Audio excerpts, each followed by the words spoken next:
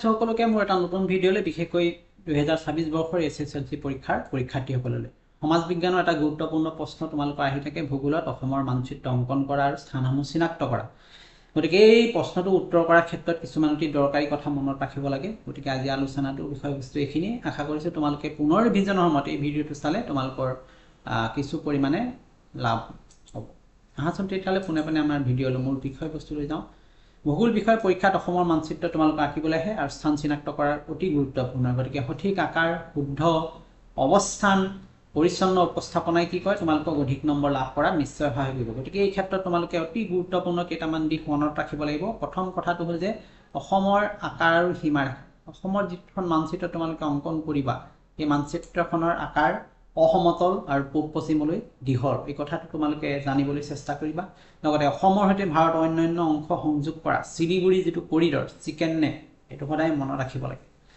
অসমৰ চাৰিফালে থকা আমাৰ চাৰিসীমাটো তোমালোকৰ নিশ্চয় মনত আছেই উত্তৰ দিশত কি আছে অৰুণাচল প্ৰদেশ আৰু ভূটান ঠিক তেনেকৈ দক্ষিণত আছে মেঘালয় আৰু নাগালেণ্ড মিজোৰাম ত্ৰিপুৰা আৰু পশ্চিমত কি দেখিব লাগিব পশ্চিমবংগ পূব দিশত অৰুণাচল প্ৰদেশ আৰু নাগালেণ্ড গতিকে এই চাৰিসীমাৰ দিশকেইটা তোমালোকে কোনো কাৰণতে পাহৰি নাযাবা চিনাক্ত কৰিব লাগিব ঠিক তেনেকৈ ব্ৰহ্মপুত্ৰ যিখন নদী আছে এই নদীৰ ব্যৱস্থাটোৰ বিষয়ে কেইটামান গুৰুত্বপূৰ্ণ তোমালোকে অতি বিষয়বস্তু মনত ৰাখিব লাগিব যে ব্ৰহ্মপুত্ৰ নদীখন আমাৰ অসমৰ মানচিত্ৰৰ মুখ্য অংশ মাজেদি পাৰ হৈ গৈছে ই পূবা পশ্চিমাকৈ বৈ গৈছে মানচিত্ৰ আঁকোতে প্ৰথমতে ব্ৰহ্মপুত্ৰ নদী আঁকিলে স্থান নিৰ্ধাৰণ সহজ হ'ব ঠিক তেনেকৈ আন এটা গুৰুত্বপূৰ্ণ তথ্য মনত ৰাখিব লাগিব যে ইয়াৰ উপনদী কোনবিলাক সোৱণশিৰি মানস ধনশিৰি কপিলি আদি সঠিক দিশত বিশেষকৈ উত্তৰ পাৰৰ নদী দক্ষিণ পাৰৰ নদী এই বিষয়বস্তু তোমালোকে অধিক ক্লিয়াৰ হৈ ল'বা তেতিয়া তোমালোকৰ চিনাক্ত কৰাত বহু সুবিধা হ'ব আৰু জিলাৰ গুৰুত্বপূৰ্ণ কিছুমান নগৰ বহাবলৈ তোমাৰ আহে গতিকে সেইবিলাক বিশেষকৈ গুৱাহাটী হওক তেজপুৰ হওক যোৰহাট ডিব্ৰুগড় নগাঁও শিলচৰ এই নগৰসমূহ আনুমানিক অৱস্থান মনত ৰাখিবলৈ তোমালোকে চেষ্টা কৰিবা ব্ৰহ্মপুত্ৰ উত্তৰ পাৰ দক্ষিণ পাৰৰ নগৰসমূহ ভালকৈ বহাব লাগিব ঠিক তেনেকৈ পাহাৰ মালভূমিৰ ক্ষেত্ৰত তোমালোকে অতি সাৱধান হোৱা উচিত যে অসমৰ ভূপ্ৰকৃতিক বিভাগবিলাক কি ধৰণে বিস্তৃত হৈ আছে বিশেষকৈ পাহাৰীয়া অঞ্চল কাৰ্বি আংলং মালভূমি অসমৰ মধ্য দক্ষিণ অংশত অৱস্থিত উত্তৰ কাছাৰ বা ডিমা হাছাও যাক কোৱা হয় অসমৰ দক্ষিণ অংশত অৱস্থিত এই ভৌগোলিক বৈশিষ্ট্যসমূহ সঠিক চিহ্ন ব্যৱহাৰ কৰি দেখুৱাব লাগিব আমাৰ মানচিত্ৰত আমি মানচিত্ৰত কি কি দেখাব লাগে প্ৰথমে আলোচনা কৰিছোঁ ইয়াৰ ছেকেণ্ড যিটো পাৰ্ট হ'ব সেই ভিডিঅ'টোত আমি স্থানবিলাক বহুৱাই মানচিত্ৰত আমি আলোচনা কৰিম গতিকে ৰাষ্ট্ৰীয় উদ্যান বা অভয়াৰণ্য এইবিলাক অতি গুৰুত্বপূৰ্ণ তোমালোকৰ পৰীক্ষাত দৰকাৰী বিশেষকৈ কাজিৰঙা ৰাষ্ট্ৰীয় উদ্যানখন ব্ৰহ্মপুত্ৰৰ কোনটো পাৰে আছে বোলে দক্ষিণ পাৰে আছে মানস ৰাষ্ট্ৰীয় উদ্যান ক'ত আছে একেবাৰে ভূটানৰ সীমান্তত আছে ঠিক তেনেকৈ ওৰাং ৰাষ্ট্ৰীয় উদ্যানখন ক'ত আছে ব্ৰহ্মপুত্ৰৰ উত্তৰ পাৰত আছে ডিব্ৰু চৈখোৱা ৰাষ্ট্ৰীয় উদ্যান কোনফালে আছে পূব অসমত আছে গতিকে এইবিলাক তোমালোকৰ অতি আহি থকা জৰুৰী বিষয়বস্তুৰ লগত জড়িত অন্তত্য গুৰুত্বপূৰ্ণ তথ্য তোমালোকে ইতিমধ্যে যিহেতু ৰিভিজন কৰিয়ে আছা এই ৰিভিজনৰ মাজতে এইখিনি যদি তোমালোকে চাই লোৱা এবাৰ তেতিয়াহ'লে তোমালোকৰ নিশ্চয় আৰু লাভদায়ক হ'ব তোমালোকৰ প্ৰস্তুতিটো ঠিক তেনেকৈ অসমৰ মানচিত্ৰত বহাবলৈ অহা বিশেষ বস্তু হৈছে তৈলচ ক্ষেত্ৰ চাহ বাগিচা উদ্যোগ ডিগবৈ নাহৰকটীয়া মৰাণ এইবিলাক তৈল ক্ষেত্ৰৰ ওপৰত অসমৰ তোমালোকৰ মানচিত্ৰত অতি জৰুৰী বহাবলৈ আহে চাহ বাগিচাসমূহ প্ৰধানকৈ ব্ৰহ্মপুত্ৰ উপত্যকা বৰাক উপত্যকাত বিস্তৃত হৈ থকা চাহ বাগিচাসমূহ আটাইতকৈ বিশ্বৰ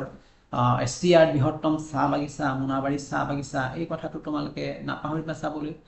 ঠিক তেনেকৈ উদ্যোগসমূহ উদ্যোগ প্ৰতিষ্ঠানসমূহ ঔদ্যোগিক পাৰ্কসমূহ বিভিন্ন তেল শোধনাগাৰসমূহ ক'ত ক'ত বহাব লাগিব এইবিলাক অতি জৰুৰীভাৱে তোমালোকে মনত ৰাখিবলৈ চেষ্টা কৰিবা ঠিক তেনে বৰাক উপত্যকাৰ অঞ্চলৰ বিশেষ বৈশিষ্ট্য কি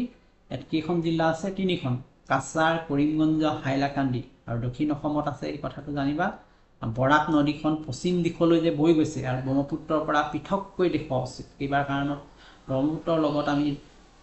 তুলনা কৰিবলৈ হ'লে ইয়াক আমি স্পষ্টকৈ দেখাব পাৰিব লাগিব বৰাক আৰু ব্ৰহ্মপুত্ৰ যে পৃথক নদী ঠিক তেনেকৈ দিশ সূচী আৰু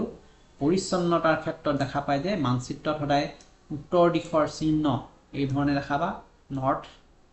ওপৰলৈ চিন দিব লাগিব প্ৰয়োজন হ'লে সূচী ইণ্ডেক্স ৰিজেন ব্যৱহাৰ কৰিব পাৰিবা নামসমূহ স্পষ্ট আৰু পৰিচ্ছন্নভাৱে সদায় লিখা উচিত আৰু শেষত অসমৰ মানচিত্ৰখন উপস্থাপনৰ শুদ্ধতা অতি জৰুৰী অসমৰ আকাৰ বিকৃতি কৰিব নালাগে কোনো কাৰণতে অসমখন অসমৰ দৰে দেখাব লাগিব লিখনি চিহ্নসমূহৰ মাজত উপযুক্ত ব্যৱধান ৰাখিব লাগে পৰিচ্ছন্ন সুশৃংখল মানচিত্ৰ অংকনে অধিক নম্বৰ হোৱাত তোমালোকক সহায় কৰিব এতিয়া কথাটো হ'ল কি যে তোমালোকে বিশেষকৈ ছাত্ৰ ছাত্ৰীসকলে প্ৰতিদিনে অন্তত বাকী থকা দিনকেইটাত প্ৰতিদিনে ৩-৫ মিনিট সময় অসমৰ মানচিত্ৰখন অনুশীলন কৰি থকা যেতিয়া তোমালোকৰ